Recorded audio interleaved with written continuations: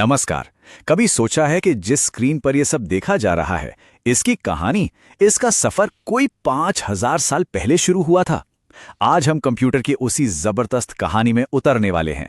एक ऐसी मशीन ने सच में हमारी दुनिया को हमेशा हमेशा के लिए बदल दिया है। हाँ, सुनने में थोड़ा अजीब लगता है ना कि जिस मॉडर्न डिवाइस को हम आज इस्तेमाल कर रहे हैं उसकी जड़ें हजारों साल पुराने एक बहुत ही सिंपल से गिनती करने वाले टूल से जुड़ी हैं। तो चलिए इस दिलचस्प सफर पे निकलते हैं और देखते हैं कि ये सब कैसे हुआ। तो इस कहानी में आगे बढ़ने से पहले सबसे बेसिक सवाल का जवाब ढूंढते हैं।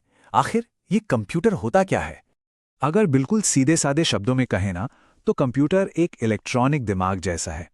ये जानकारी लेता है, जिसे हम इनपुट कहते हैं, उस पर काम करता है यानी प्रोसेस करता है, और फिर हमें एक नतीजा देता है जिसे आउटपुट कहते हैं। और इसकी सबसे बड़ी ताकत, ये जोड़ने, घटाने या लॉजिक वाले काम पलक झपकते ही कर सकता है। लेकिन ये जो आज के सुपर फास्ट इलेक्ट्रॉनिक दिमाग है ना, इन तक हम रातों रात नहीं पहुंचे। अरे इसका सफर तो हजारों साल पुराना है। इसकी जड़ें उस जमाने में हैं जब इंसान ने पहली बार बस गिनती करने के तरीके ढूंढने शुरू किए थे। इस टाइमलाइन को देखकर अंदाजा लगता है कि यह सफर कितना लंबा और कितना धीमा था। सोचिए, 3000 ईसा पूर्व में आया एबेकस और फिर सीधे 17वीं सदी में जाकर पास्कलाइन बना। प्रगति बहुत ही धीमी थी।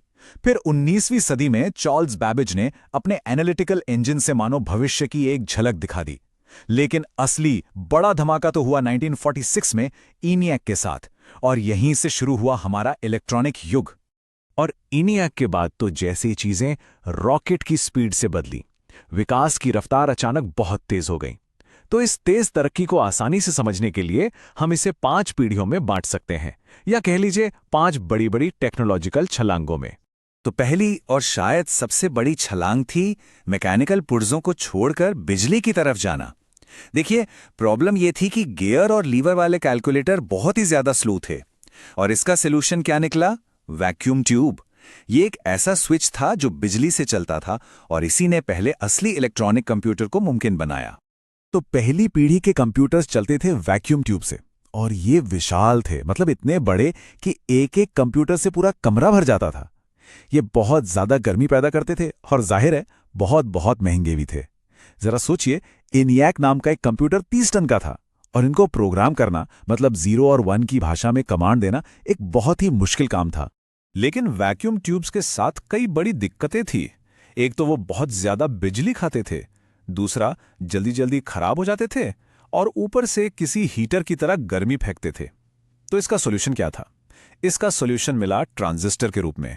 ये एक छोटा, ठंडा और पहले से कहीं ज्यादा भरोसेमंद स्विच था, जिसने सच में सब कुछ बदल कर रख दिया। और इन्हीं ट्रांजिस्टर्स ने जन्म दिया दूसरी पीढ़ी के कंप्यूटर्स को। अब जो कंप्यूटर बने वो पहले से छोटे थे, सस्ते थे और ज्यादा भरोसेमंद भी। और सबसे बड़ी बात क्या हुई? अब फॉर्ट्रैन और कोबोल जैसी प्रोग्रामिंग लैंग्वेज आ गई, जिससे इंसानों के लिए कंप्यूटर को समझाना, उससे बात करना पहले से कहीं ज्यादा आसान हो गया था। अच्छा, अब एक नई प्रॉब्लम सामने आ गई। हजारों ट्रांजिस्टर्स को एक एक करके हाथ से तार से जोड़ना, ये काम बहुत मुश्किल और धीमा था। और यहीं पर लगी हमारी तीसरी बड़ी छलांग, इंटीग्रेटेड सर्किट, या जिसे हम IC कहते हैं, उसका आविष्कार। ये एक क्रांतिकारी आइडिया था। एक पूरी की पूरी सर्किट को एक छोटी सी सिलिकॉन चिप पर ही प्रिंट कर दो। ये तो कुछ ऐसा था मानो एक पूरा शहर आपने अपने नाखून जितनी जगह में बसा दिया हो। इन्हीं ICs ने तीसरी पीढ़ी के कंप्यूटरों को पावर दी। और पता है, इसी पीढ़ी में हमें वो चीजें मिली जिन्हें हम आज रोज इस्तेमाल करते हैं: कीबोर्ड, मॉनिटर और ऑपरेटिंग सिस्टम। इन चीजों ने कंप्यूटर को सिर्फ साइंटिस्ट्स के लिए एक टूल नहीं रहने दिया, बल्कि आम लोगों के लिए भी इसे इस्तेमाल करना मुमकिन बनाया। यहां तक तो ठीक था, लेकिन कंप्यूटर अभी भी बहुत बड़े और बहुत महंगे थे। मतलब ये सिर्फ बड़ी बड़ी कंपनियों या यूनिवर्सिटीज के पास ही होते थे। सवाल ये था कि कंप्यूटर आम लोगों के घर तक कैसे पहुंचेगा? इसका जवाब मिला चौथी छलांग में, माइक्रो प्रोसेसर। ये किसी चमत्कार से कम नहीं था। इसने कंप्यूटर के पूरे दिमाग यानी CPU को उठाकर एक अकेली चिप पर रख दिया, और इसी माइक्रो प्रोसेसर ने जन्म दिया चौथी पीढ़ी को, जिसे हम सब जानते हैं पर्सनल कंप्यूटर यानी PC क्रांति के नाम से। अब एप्पल और IBM जैसे कंप्यूटर लोगों के घरों और डेस्क पे पहुंचने लगे थे। और फिर आया माउस और ग्राफिकल यूजर इंटरफेस, यानी स्क्रीन पर दिखने वाले आइकन्स और मेन्यू। इसने तो कंप्यूटर चलाना इतना आसान कर दिया कि अब कोई भी इसे इस्तेमाल कर सकता था।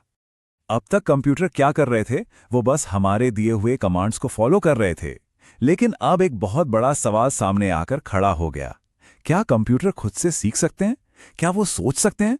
और बस यहीं से शुरू हुई 5वीं पीढ़ी, जिसका सिर्फ एक ही मकसद था, एक सोचने वाली मशीन बनाना। तो 1989 से लेकर आज तक हम इसी 5वीं पीढ़ी में जी रहे हैं। ये पीढ़ी आर्टिफिशियल इंटेलिजेंस यानी एआई और यूएलएसआई टेक्नोलॉजी पर टिकी है। मतलब एक चिप पर लाखों करोड़ों transistors, voice recognition, machine learning, robotics, ये सब इसी का नतीजा है। अरे सिरी, गूगल असिस्टेंट और एलेक्सा, ये सब इसी के सबसे बढ़िया उदाहरण हैं जो आज हमारे रोज की जिंदगी का हिस्सा बन चुके हैं। तो इन 5 पीढ़ियों को याद रखने का एक बहुत आसान तरीका है। यह है एक शब्द VTIMA। V से वैक्यूम ट्यूब, T से ट्रांजिस्टर, I से इंटीग्रेटेड सर्किट, M से माइक्रो प्रोसेसर और A से आर्टिफिशियल इंटेलिजेंस। सिंपल। लेकिन ये सारी टेक्नोलॉजीज, ये सब अपने आप नहीं हुआ। इसके पीछे कुछ जबरदस्त लोगों का दिमाग था, उनकी मेहनत थी।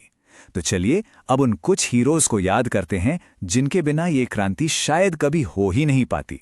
सबसे पहला नाम आता है चार्ल्स बेबेज का। उन्हें फादर ऑफ द कंप्यूटर क्यों कहते हैं? क्योंकि उन्होंने 19वीं सदी में ही एक ऐसी मशीन का कॉन्सेप्ट तैयार कर लिया था जिसमें आज के कंप्यूटर की सारी बेसिक चीजें थीं, इनपुट, मेमोरी और एक प्रोसेसर। और चार्ल्स बेबेज के उस इंजन की असली ताकत को अगर किसी ने समझा तो वो थी एडा लवलेस। उन्होंने उस मशीन के लिए दुनिया का पहला कंप्यूटर प्रोग्राम या कहें एल्गोरिथम लिखा, और इसी वजह से वो इतिहास की पहली कंप्यूटर प्रोग्रामर कहलाईं। अब बात करते हैं जैक किल्बी की, जिन्हें इंटीग्रेटेड सर्किट बनाने का श्रेय जाता है। सोचिए, एक छोटी सी चिप पर पूरे सर्किट को फिट करके उन्होंने तीसरी पीढ़ी की क्रांति की नींव रखी, और इसी कमाल के काम के लिए उन्हें नोबेल प्राइज भी मिला। और फिर आते हैं टेड हॉफ। इन्होंने इंटेल के लिए पहला माइक्रो प्रोसेसर बनाया। असल में उन्होंने एक चिप पर कंप्यूटर का पूरा दिमागी फिट कर दिया था, और इसी आविष्कार ने पर्सनल कंप्यूटर क्रांति को जन्म दिया, जिससे कंप्यूटिंग हर किसी तक पहुंच पाई। तो ये था वो लंबा सफर, एबेकस के मोतियों से शुरू होकर आज के सोचने वाले एआई तक। इस तरक्की का अंदाजा लगाने के लिए बस ये एक बात सोचिए, जैक किल्बी की पहली आईसी पर बस कुछ ही ट्रांजिस्टर थे, और आज एक मॉडर्न चिप पर अरबों, बिलियंस ऑफ ट्रांजिस्टर्स होते हैं। ये हमारी कल्पना और इंजीनियरिंग की एक अविश्वसनीय जीत है। एबेकस से एआई तक का ये सफर तय करने में हमें हजारों साल लग गए हैं। तो ये सोचना तो बनता है कि अगली बड़ी छलांग क्या होगी? क्या वो क्वांटम कंप्यूटिंग होगी, या फिर दिमाग से सीधे जुड़ने वाले न्यूरल इंटरफेस? कंप्यूटर का भविष्य कैसा होगा? ये एक ऐसा सवाल है जिसका जवाब हमें